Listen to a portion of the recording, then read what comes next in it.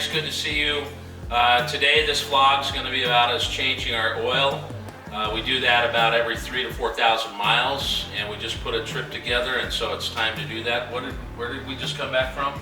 We left LA, went to Prescott, Arizona, Jerome, Arizona, ended up in Flagstaff, back to Williams. We did like a 1,200 mile loop. Rain, snow, wind, great sun. It's time to change oil. We're going to show you how we do that. So here we are at the station here. We have both lifts ready. We already changed the oil on Galen's bike. He actually washed it yesterday, so his is looking good. Oil's all done, and we're going to dive into my dirty devil here. Yeah, so just a few things on what we do. We run the Maxima V-Twin oil. We will feature this on our website, but what's cool about it, it's an oil change in the box.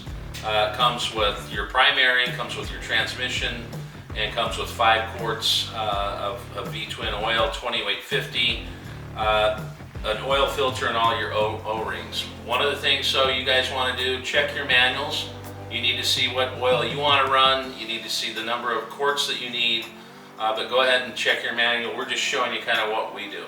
All right, so Galen showed you what we use. What we like to do is we like to lay all our tools out so we know exactly what we're going to need.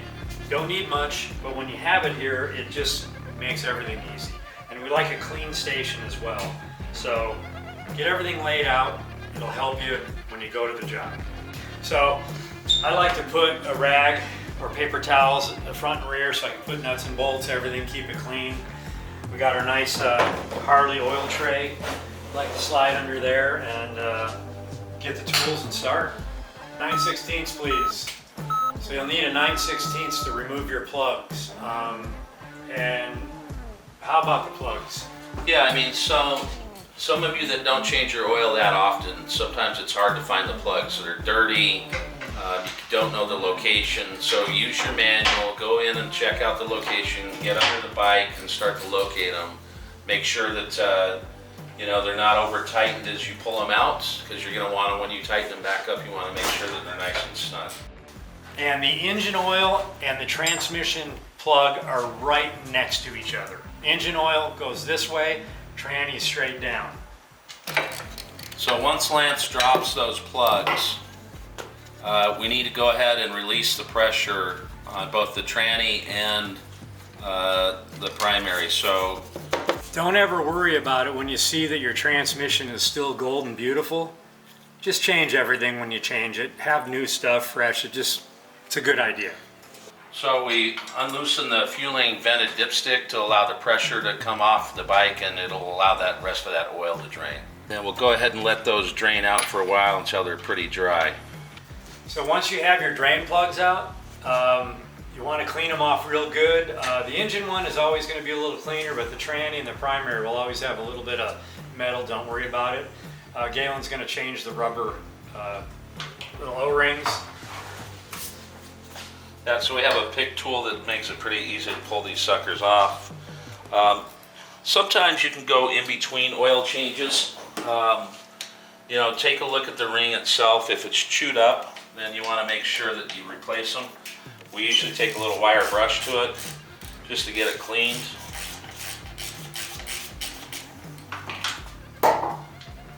And then we replace the O-ring, and that's one of the cool things about the oil change in a box. You've got all your O-rings there ready for you. So now I'm going to let the primary fluid out, and the plug is right here. And same exact plug as the others, same thing, clean it off. Put a new O-ring on it, and you can see that still looks pretty decent too, but I'm changing mine at 3,000 miles right now. Like to keep it clean. So we're lucky enough to have these lifts, but I have done it on the ground with this jiffy stand, and the manual will tell you how to do that. So don't be afraid to do it, and the reason I'm telling you that is when you change your own oil and you service your bike and you wash your bike, you're going to find things on it that maybe you need to fix. So it kind of gets you to know your bike. I like that. So now I'm moving up over here to the primary cover. Get the primary fluid out. You never want to over tighten these bolts. I get them loose then I come back generally without the wrench and just spin them off.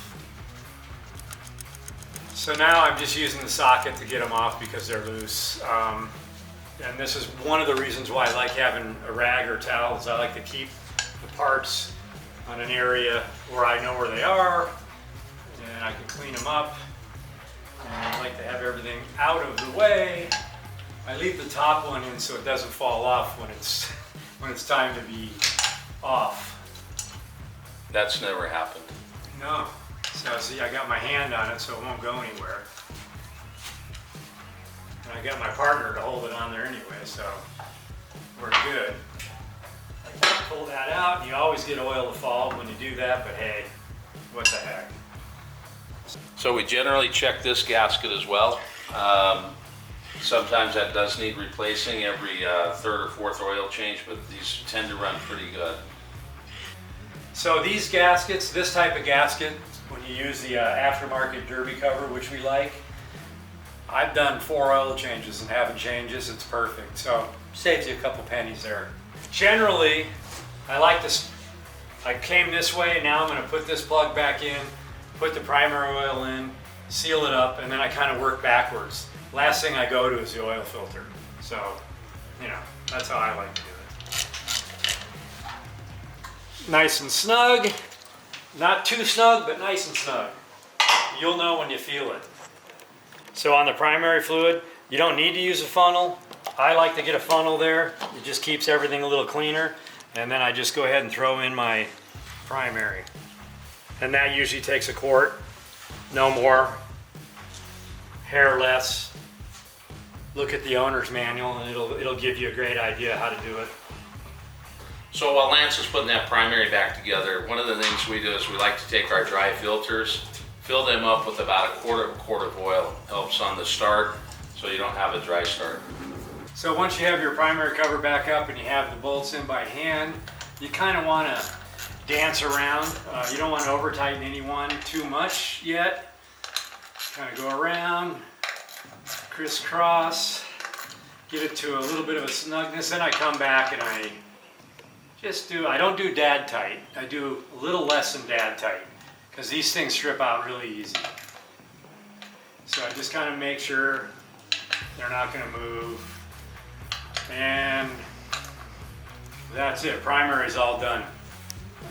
Here we are, snugging the bolts under here. Engine oil plug, transmission plug. Tighten it up, you'll feel the snug. And then you go here. Sucks on the ground. But it can be done if you don't have a Yeah, lift. I did it on the ground in my garage.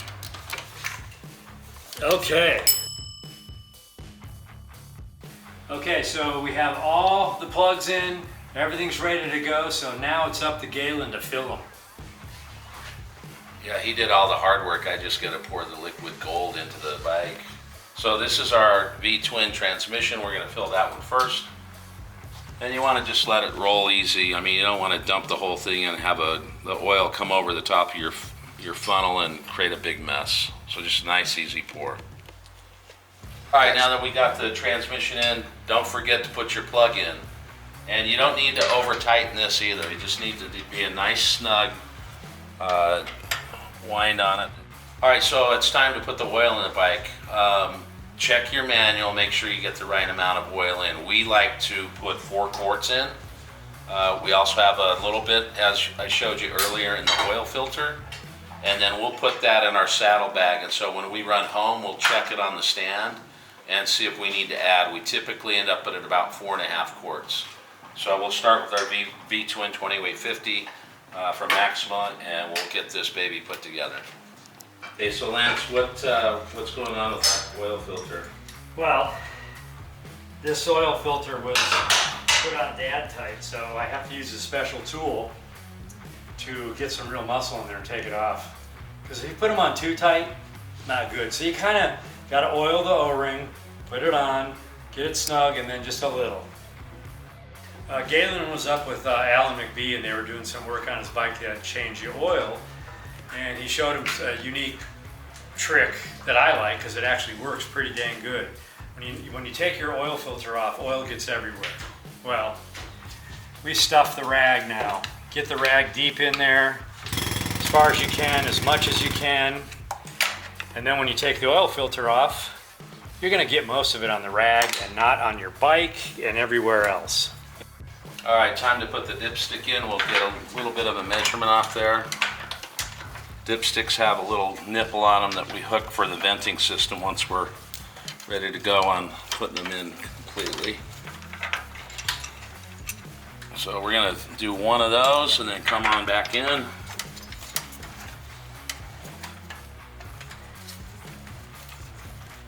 And let's see what we look like with some of that oil. Oh, yep, we're right where we need to be, and we'll run it home and check it out when we get home and see if we need to add about a quarter or half quart more. But generally speaking, we get 4.5 quarts in it. So one other thing you really want to do is when you're changing your oil and you have your mess, and if you have the proper equipment, be responsible with your oil, you know.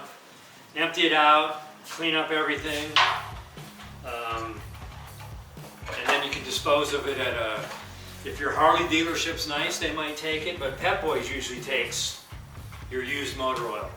So we kind of store up a few 5 gallons and then take it away.